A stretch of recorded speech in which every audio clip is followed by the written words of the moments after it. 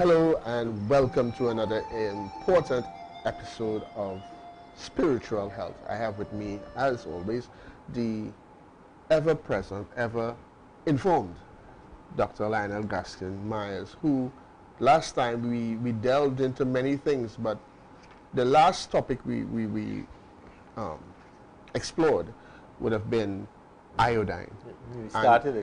We started exploring it, and it was a wondrous journey, and we discovered a lot of things, benefits of iodine, and how it can be beneficial in our health. So, Doc, we continue today. Yeah, we were talking about all the benefits of iodine, which most people don't have, because a lot of people have hypothyroid. I think we mentioned the fact that the standard tests that you have now could come out with everything good. And it still doesn't mean that you don't have hypothyroid. Yes. In fact, Broder Barnes, who was the father of thyroid intervention, made a statement that the best way to measure your thyroid, yes, Dr. Broder Barnes, is to do a temperature test. That you stick a thermometer on the arm for 10 minutes and you measure your body temperature. And if it is running 1 degree below 98.6 or 37 degrees C, I think, then it means you're running hypothyroid. You don't do it once, you do it over a period of week, 2 weeks. And then you take the average. And then you would start taking things like iodine supplements to bring it up. And what we don't know is the massive amount of problems that are caused when you don't have enough iodine in your body. Long ago, that wasn't too much of a problem, because if you're going down the road and we stop to buy a sea moss Or oysters. or oysters, Yes. we can't eat the oysters now because the whole sea in the Caribbean Sea is polluted. So we can't get our oysters from there anymore. And the iodine is replaced in some cases by toothpaste with fluoride. And fluoride is deadly. We'll talk a little bit about fluoride before we go on to other subjects. Iodine in the body destroys pathogens. It destroys molds, it destroys fungi, it destroys parasites. Okay. So it's one of the ways of keeping your intestines free from parasites. You always have a little thing, you know. They talk about the Japanese still eat a tremendous amount of seaweed. And they say that on an average they do about 12 milligrams to 13 milligrams a day, which is slightly above what the FDA recommends. You know. But in this article, they talk about people taking up to 100 milligrams, 150 milligrams a day. And I think we mentioned that a woman who was overweight and had very high sugar, Yes. collapsed and went to thing, and her sugar was 600 and something. And they put on very high doses of iodine, and her sugar reading came down without the intervention of insulin. Yes. Yes. And it puzzled everybody for a while, because they were trying to do something else. So they then found out that increasing your doses of iodine increases your behavior if you're diabetic. Insulin production. That would be a jump. I think it's iodine affects the adrenals, it affects the pituitary, it affects everything. So you just put everything in a higher gear. Maybe, you know, it would be. Okay. It would be wrong to say just a higher gear. You know, we live in a society where something is either higher or lower. Oh yes, yes, Right? yes. But in actual fact is, what is it doing to the quality of this thing, and what is that quality doing to this? You know, it might appear to lower something and it might be better. You know, as we'll see in a minute. So, it has been found to destroy pathogens, molds, fungi, parasites. It used to be a very effective treatment for preventing malaria. It is the most powerful antibiotic we have, and while it is not patentable, it can save the world from all these uncontrolled resistant infections. It is also said to be effective in treating tuberculosis. Okay. Right. as mentioned on June the 1st in 1905 in the New York Times, as more antibiotic-resistant bacteria emerge, iodine may be the new lifesaver on many levels. So I think sometimes that when you have a situation where you have an antibiotic and the E. coli or whatsoever it is that's one of them, is proven resistant, it might do for the doctors to suggest using Lugol iodine with the antibiotics. Okay. It's like you know, a boxer coming with a jab, he don't have no punch. You know. No power. So you have that jab and a punch, right? A jab and a punch. 1-2 combination. 1-2 combination, right. Iodine also helps to decrease the amount of toxic halogens you have in your body, like fluorine, bromine, chlorine, which we have in the water. There are some municipalities abroad that don't use chlorine to clean their water. They use ozone, which is activated oxygen. Okay. I mean, you can't go wrong there. So all these things collect in the system. I had an old person who was doing water aerobics in a pool. And she came and she said she wasn't feeling very good. And she was feeling tired and things like that. She said she noticed that it is since she started doing aerobic exercises. So what you tend to say, well, if you're doing exercises, you'll be tired. But I had this thing that what I should do is put her in the sauna. So I put her in the ozone steam sauna. And I'm not kidding you, when she came out of the sauna, you open the door, you could smell the chlorine inside the cabinet. Okay. So it means that all that chlorine was collecting in the fat under her skin. Yes. You know, so she did it, and she had to do it for a few weeks before it all left. By which time she started saying that she was feeling a lot better. So we do one thing, not understanding. But I've always said that I have an aversion to pools because of the high amount of chlorine that they use. Yes. And we forget that chlorine kills people. You know. But we fall into these bad habits without thinking. Yeah. The thing about bromine, there's been a substantial increase in the use of bromine because the Brewers Association in the United States decided to switch from iodine in the bread to bromine because it was cheaper, they said. Yeah. Not understanding that even though it's a halogen, that iodine, which is necessary for body health, and bromine mashes that up. Yeah. It gets into the thyroid and causes problems. It gets into various organs and causes. It negatively impacts all the organs. Bromine is a known carcinogen and is banned in Japan and Europe and much of the world. Bromine is found in the bakery products in the United States. It is found in pesticide-laden produce, mattresses, cell phones, fire retardants, hot tubs. Iodine also chelates mercury, lead, and cadmium. Now, it can only chelate lead because fluoride in the body is what helps to make the lead accumulative in the body. So whenever the iodine attacks the fluoride and starts to move it, it also moves the heavy metal mercury out of the body also. You know, so he says here, fluoride is one of the toxic halogens associated with cancer and is known to accumulate in the thyroid and the pineal gland.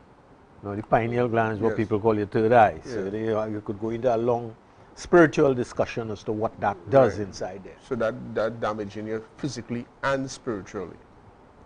That's a nice way of putting it. Yeah. Fluoride is forced out by iodine sufficiency or saturation. So if your body has enough iodine, it would stop the fluoride from being in the pineal gland, and if it's in there, it will go and help take it out over a period of time. The pineal gland is important for producing serotonin and melatonin. Right? Yes. Serotonin for calm and peace, also melatonin for sleeping. But the serotonin also is responsible for the peristaltic action of the large intestine. Right. So sometimes you have a person and they're older and they come and they say, I have to go to the bathroom and nothing happens and I have to go and take Ducolax or something to get it to move, right? And you say, well, can you sit down and move your gut? And you say, no, it doesn't move. And you say that that person has a lazy bowel. They have a lazy bowel because the bacteria in the intestines is not the type of bacteria that produces serotonin. 95% of your serotonin is not in the brain. Yes. It's in the gut. Okay. You know? That's why whenever you come out of the bathroom, you say, oh God, that was good.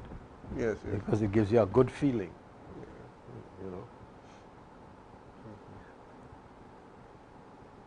The pineal gland is one area, like the thyroid, where fluoride is highly concentrated. In the pineal gland, fluoride interferes with the secretion of melatonin.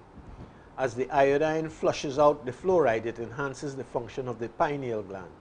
When fluoride is pushed out of the thyroid and pineal gland, there is an increase in melatonin and sexual maturation. In other words, everything improves. So I see everybody going to buy up all the iodine in the store. Sure, take one time. It's also, you also have a better calcium metabolism for the building of bones and things like that. Better thyroid function, better postmenopausal function, because it helps to stop hot flashes and things like that. Yes. Less cancer and less fibrocystic breasts. If ever you have fibrocystic breasts, you don't go and let anybody cut it out. What you do is you just buy some Lugol solution of iodine and start by taking 2 or 3 drops, then you go to 4, 5, 6 drops, then 7, you go to about 8 drops. And you continue taking that, and within a month, 2 months, all the cysts, all the fiber that you're feeling hard in the breast, it starts to soften. So when we take these drops, this is in water? Yeah, take it in water. You put it in a glass of water and drink it. And you recommend that for, let's say, 6 months, a year? What? It depends on depends on what you have, you know. Yeah. As I said, you try it and you find what you consider to be a comfortable dose. If you take a little bit too much, it will probably create a little too much heat, or a little, you know, like you want to go hypothyroid, you know, that kind of stuff. So that you just have to watch. But as long as, most of the time you can go up to 6 or 8 drops without any problems. All right. So it regulates estrogen production in the ovaries. Is important for regulating estrogen balance. The 3 main estrogen hormones, oestrone, oestradiol, and oestriol, come into balance with iodine sufficiency. Iodine has been shown to bring a healthy balance between these hormones in both men and women. Now it is important in the case of men, because remember we talked about the fungicide and pesticides, yes, raising the estrogen level in men. The dihydrotestosterone. Yeah, dihydrotestosterone and estrogen. Yes. With the formation of aromatase. Yes, whoop, you on the ball today, boy. Yeah. With the formation of an enzyme called aromatase. Yes. So you begin to see that things like iodine and things are very, very important for a whole cross section of stuff that we have. You know, you have history in the United States of the Midwestern states, which are known to be iodine deficient badly, where young women had huge amounts of goiter. And incidentally, in Trinidad, I've noticed within the last 5-6 years, there has been a big increase in goiters among young children, young people. And of course, we don't spend our time talking about that. We talk about how to cut it out. We don't talk about how to stop it long before it starts. Yeah, because if, anyhow, you know? No, we're not good there. The World Health Organization has related iodine deficiency to decreased fertility and increased perinatal and infant death. Besides solving the problem with reproductive organ, iodine seems to be the key in solving so many of today's diseases related to estrogen dominance. It helps decrease mucus catarrh in both intestines and the sinus. Iodine effectively cleanses and detoxifies the lymph system, as lymph is a carrier of iodine. Most Americans are laden with parasites. Now, the thing to understand there is that catarrh is normally caused by inflammation. And one of the things about iodine is it's very strongly anti-inflammatory. Okay. And not only that, because of its strong cleaning ability, it tends to move stuff out of the system. Right? Most Americans are laden with parasites, bacteria, viruses, and toxins in their lymph because they are iodine deficient. The lymph is the vacuum cleaner of the blood, and the vacuum bag is full in today's world. So one can see why a healing crisis, a Herkimer reaction, after the iodine intake may occur today more rapidly than back in the 1900s, before mass pollution of toxic halogens in terms of treating excess mucus and chronic lung disease. Doses of iodine up to 6 times higher than the FDA recommendation have been safely administered for months. Iodine sufficiency helped to remedy the lung issue. At the turn of the 20th century, gram amount of iodine was used for chronic lung disease. Of course, we tend to forget all those things, you know.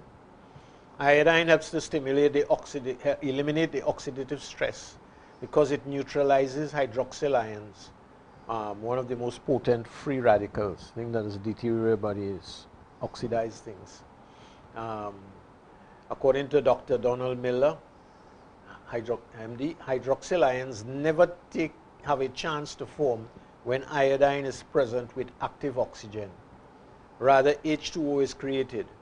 This is particularly positive, considering most diseases are related to chronic dehydration. All right, so he says iodine is more powerful than antioxidant vitamin C, vitamin E, and phosphatidylcholine. Phosphatidylcholine. Making me tie up my tongue. The role of iodine is more important antioxidant that has anti-tumor and anti-atherosclerotic activity. In other words, proper iodine in your body tends to prevent a buildup of plaque in your arteries. Nice. So you begin to see how the whole thing ties in all along as you keep going. So just to recap, so we're looking at diabetes, hypertension, arteriosclerosis, parasites, fungus, candida, sinuses, sinus problems, balancing your hormones. Right. And we are not finished as yet.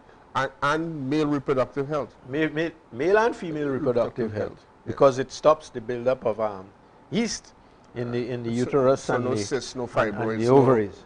No. Now, Yeah. because one of the things is all this cysts and fibroids starts its travel in the human body riding on the back of fungi.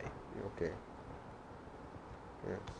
So he says, Dr. Flechas says that low iodine is associated with low IQ, a difference of up to 13.5 points as cited in the Bleicherdrath and Bourne study in 1994 in children. However, iodine deficiency also associated with mental functioning in adults. Because iodine not only chelates lead, but according to Dr. Jorge Flechas, iodine prevents lead from lodging in the body in the first place. This occurs if enough iodine is supplemented, as discussed above, in order to push out the fluoride, a culprit responsible for lead accumulation in the body. Low thyroid function decreases blood circulation, which slows intellectual function. Dr. Stephen Langer, in his book Solve, The Riddle of Illness, points out that low thyroid function is associated with cognitive impairment, memory loss, depression, slowness of mind, anxiety, suicidal tendencies, and a variety of psychiatric disorders. There's a low thyroid function. Right. So you begin to see more and more the importance of iodine. We just had the whole psychiatric ward there. Yeah. All right. Yeah. So he says that high levels of iodine are found in the brain, especially with the parts associated with Parkinson's disease, such as the substantia nigra. In terms of the brain, Dr. S. Kunani suggests that iodine is the primary brain-selective nutrient in the human brain evolution. Iodine deficiency is the main cause of decreased intellect. Additional research has shown that parasites in the gut eat up a great deal of serotonin, 90% of which is produced in the intestines. We talked about that just now. When parasites are destroyed with iodine, there is an increase in serotonin, which is excellent for mental functioning. So he gives you the ladder going up and down as to why it happens. Yes. I have a little bit at the end here. I shall just read to you. Iodine prevents heart disease. Okay. Thyroid regulates heart rate. Dr. Broda Barnes, the father of the pro-thyroid awareness movement, I have his books, demonstrated in research that the use of thyroid glandular high in iodine showed there was an extremely significant reversal and prevention of heart disease, outperforming on so many levels results of the Framingham study that cardiologists tend to refer to today. Hypothyroidism leads to heart disease. The treatment of using thyroid glandular, again high in iodine, actually prevents the heart disease and points to the importance of iodine itself in preventing heart disease. Associated with the scientific understanding is that all fats deplete the total body load of iodine, according to Dr. Derry. We also know that hypo and hyperthyroidism creates low-density lipoprotein, LDH, and increases total cholesterol and raises the risk of arteriosclerosis.